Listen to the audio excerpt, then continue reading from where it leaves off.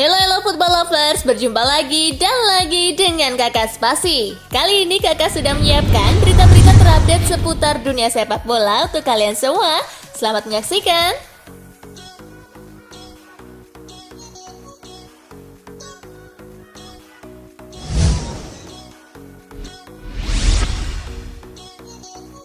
Timnas Indonesia U20 kalah 0-2 dari Al-Adalah. Timnas Indonesia U20 menelan kekalahan 0-2 dari Al-Adalah FC dalam rangkaian pemusatan latihan di Emirhan Stadium Side, Turki. Indonesia kecolongan di menit ke-64. Lewat skema tendangan bebas, memasuki penghujung pertandingan, Indonesia kembali kecolongan, kali ini lewat skema sepak pojok.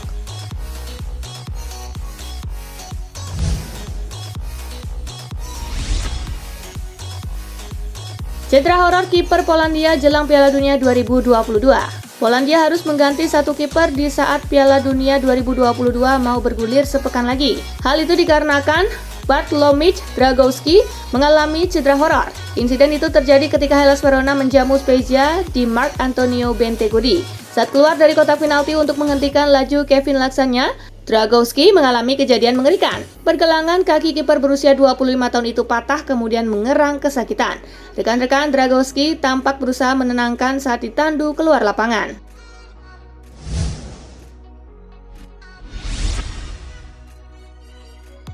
Benzema mulai panaskan Piala Dunia 2022. Jelang Piala Dunia 2022, Karim Benzema mengungkapkan tim-tim mana saja yang berpotensi menjadi juara. Menurut Benzema, ada 4 tim yang layak mendapatkan sorotan, yakni Brazil, Argentina, Spanyol, dan tentunya Prancis. Prancis memang menjadi salah satu tim yang memiliki tekad yang sangat besar untuk bisa menjadi juara di Piala Dunia 2022. Pasalnya, tim asuhan Didier Deschamps itu berharap dapat mempertahankan gelar yang didapatnya pada Piala Dunia 2018 di Rusia. Lihat peta di grup D sendiri, Prancis memang difavoritkan lolos ke babak selanjutnya.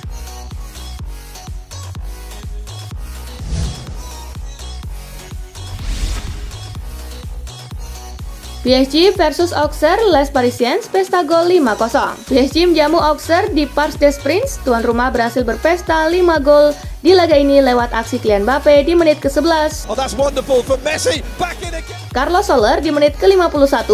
All the way across.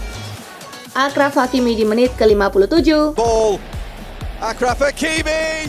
Renato Sanchez di menit ke-81. Renato Sanchez. Dan Hugo Ekitike di menit ke-84. Dangerous.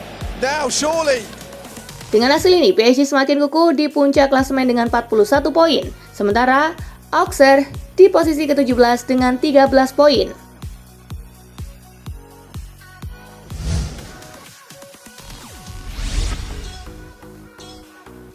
Atlanta versus Inter, drama 5 gol si ular menang 3-2. Atlanta versus Inter tersaji di Gewi Stadium. Tuan rumah mampu unggul terlebih dahulu melalui penalti Ademola Lookman di menit ke-16. Ular bisa membalas di menit ke-36 lewat gol Edin Dzeko.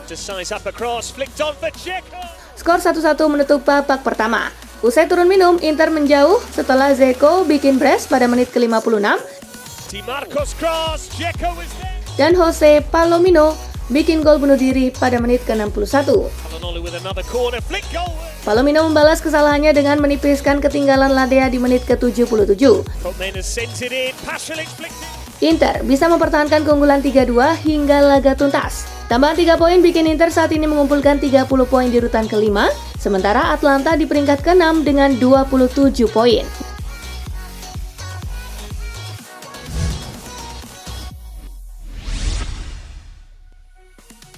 AS Roma versus Torino, Mourinho kartu merah, duel imbang 1-1.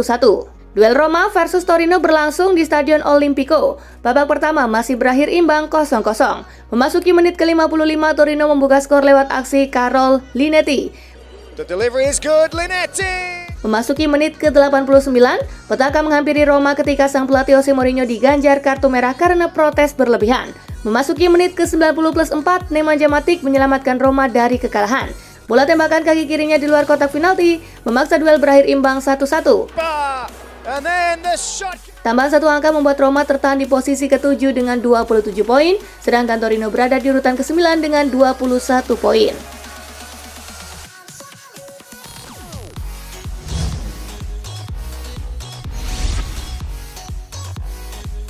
Milan versus Fiorentina, gol bunuh diri di injury time menangkan Rossoneri. AC Milan versus Fiorentina berlangsung di San Siro. Rafael Leao membawa Milan memimpin di menit kedua. La Viola membalas di menit ke-28 lewat Antonin Barak untuk membuat skor 1-1 di babak pertama. Babak kedua berjalan makin seru. Milan memiliki beberapa peluang emas. Fiorentina di sisi lain bisa bertahan baik, namun kecolongan di injury time lewat gol bunuh diri Nikola Milenkovic. Milan pun menang 2-1. Hasil ini masih menempatkan Milan di posisi kedua dengan 33 poin, sedangkan Fiorentina ada di posisi ke-10 dengan 19 poin.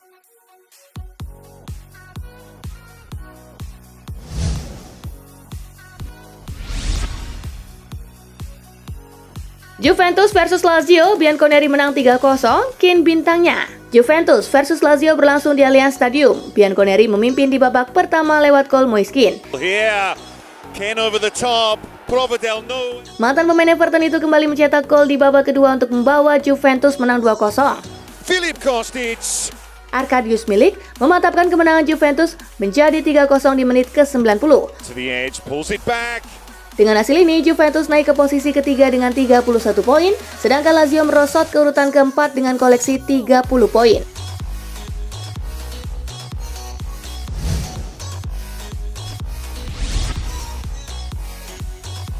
Fulham versus MU, Garnacho pastikan setan merah menang 2-1. Fulham versus MU digelar di Craven Cottage, London. MU sempat memimpin lewat gol Christian Eriksen di babak pertama. Bruno Fernandes, nice ball across goal.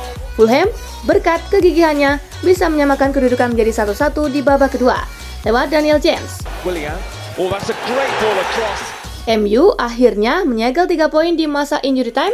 Alejandro Garnacho menjadi pahlawan lewat golnya yang memastikan kemenangan MU menjadi 2-1. And he's still there, plays it across goal.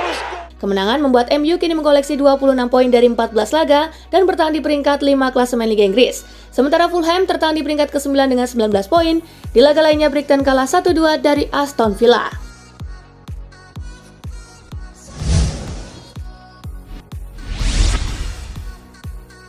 Kylian Mbappe jadi pemain tertajam di muka bumi tahun 2022. 1 gol Kylian Mbappe ke gawang Auxerre membuat dirinya mengkoleksi 47 gol pada tahun 2022 di semua kompetisi. Rinciannya, sang bomber mencetak 31 gol di Liga Prancis, 3 gol di Piala Prancis, 9 gol di Liga Champions, dan 4 gol bersama timnas Prancis. Dengan raihan itu, Mbappe menjadi pemain tertajam tahun ini dan mengalahkan pemain yang disebut sebagai rivalnya Erling Haaland. Menurut laporan IFFHS, Erling Haaland tercatat sudah mencetak 42 gol selama 2022.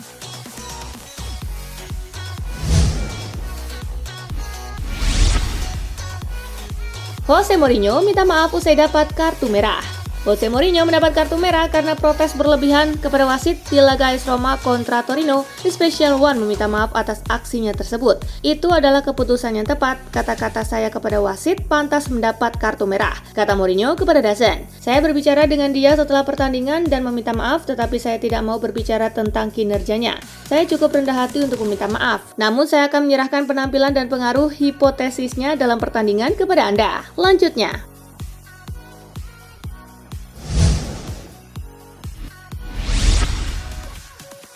Rafael Leao tiru selebrasi Cristiano Ronaldo saat bantu Milan tekuk Fiorentina. AC Milan mengalahkan Fiorentina 2-1 dalam pekan ke-15 Liga Italia. Rafael Leao tampil apik sebagai pencetak gol pertama Rossoneri. Rafael Leao menjadi pusat perhatian bukan cuma karena mencetak gol di menit kedua yang merupakan gol kilat, namun striker Portugal ini juga menarik perhatian karena meniru selebrasi terbaru koleganya Cristiano Ronaldo. Menurut laporan Football Italia, Leao tak cuma meniru selebrasi Ronaldo. Striker 23 tahun itu juga memberikan penghormatan untuk pemain American football bernama Allen Greedy David.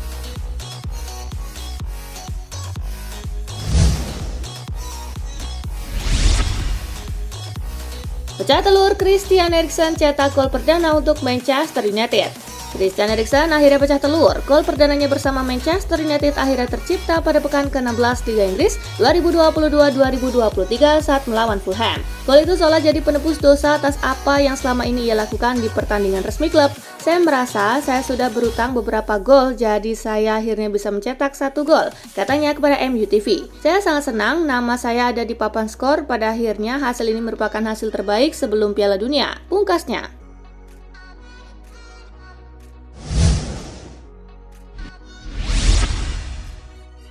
Selebrasi Alejandro Garnacho ikuti Messi usai tiru Ronaldo.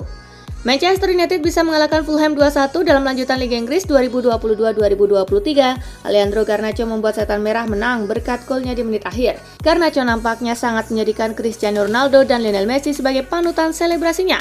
Beberapa waktu lalu ia sempat meniru selebrasi Ronaldo, kali ini ia meniru selebrasi Messi. Usai membobol gawang Fulham yang dijaga Bernd Leno di menit ke-90+3, Garnacho langsung membuka jersinya. Winger kelahiran Madrid itu langsung memamerkan nama dan nomor punggungnya ke arah penonton.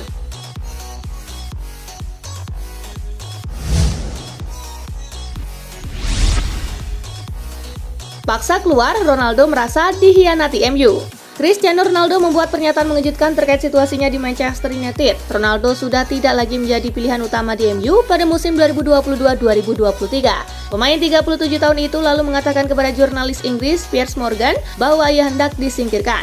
Manchester United coba memaksa saya keluar, tidak hanya manajer tetapi juga orang-orang lain yang ada di sekitar klub. Saya merasa dihianati, kata Ronaldo di hadapan Piers Morgan dalam sebuah wawancara Senin 14 November. Saya merasa beberapa orang tidak menginginkan saya di Manchester United, itu hanya tahun ini, tetapi juga musim lalu, lanjut CR7.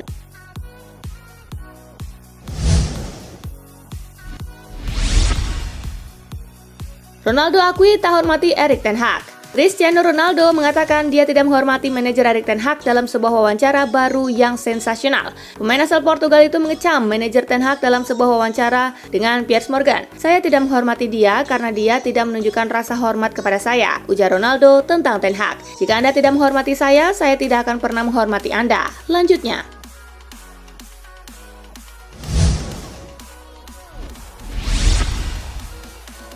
Siap sambut Lionel Messi pulang, Robert Lewandowski ingin bisa duet di Barcelona.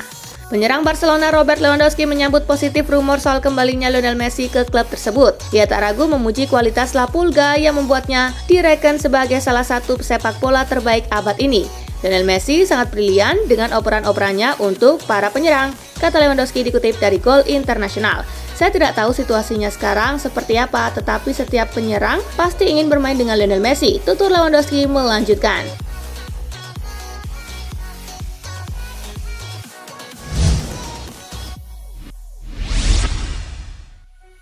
Dari 26 nama yang dipanggil, 18 pemain Korea Selatan baru rasakan Piala Dunia pertamanya. Pelatih timnas Korea Selatan Paulo Bento sudah mengumumkan 26 nama dari Taeguk Warriors yang bakal berlaga di Piala Dunia 2022. 18 diantaranya bakal memainkan turnamen perdana mereka. Dalam skuad yang disiapkan, Son Heung-min bakal disertakan meski dirinya masih menjalani pemulihan akibat cedera pada matanya. Selain itu, Lee Kang-in juga akan masuk dalam skuad. Mayoritas skuad yang dibawa sebelumnya tidak memiliki pengalaman di Piala Dunia.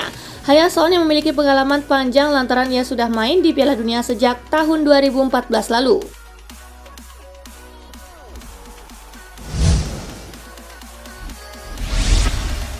Nah itulah tadi guys, kumpulan berita menarik dan terupdate dari Kakak Spasi. Simak terus ya berita-berita terupdate lainnya dari Kakak Spasi yang pastinya akan Kakak update di Spasi Football News. Tapi jangan ditinggalin ya channel Spasinya, karena kakak akan update juga tentang fakta-fakta menarik seputar sepak bola dunia. Dan jangan lupa untuk terus di like, comment, share, dan juga subscribe ya. See you guys!